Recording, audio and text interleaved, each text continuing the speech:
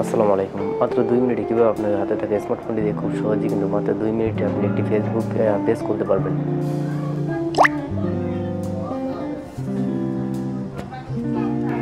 উপরে 3 ডট আইকনে একটি ক্লিক, দেন এখানে পেজ অপশনে, দেন এখান থেকে বাম পাশে কর্নার ক্রিয়েট, দেন স্টার্ট, দেন এখানে আপনার নামটা দিয়ে দেবেন, দেন এখানে টিক মারে ক্লিক করে দেবেন, নেক্সট বাটনে ক্লিক, অ্যাড ক্যাটাগরি, এখান থেকে ডিজিটাল ক্রিয়েটর আমি দিয়ে দিলাম, দেন নেক্সটে আবার ক্লিক করবেন,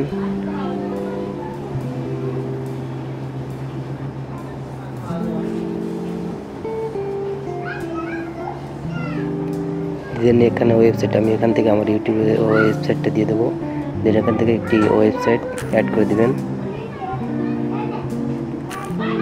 দেন এখানে নেক্সট বাটনে ক্লিক করে দিবেন,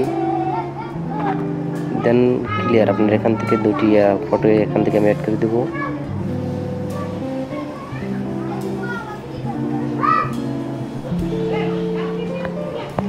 ব্যাক ফটো, দেন এখান থেকে আরেকটি ফটো দিয়ে দেবো,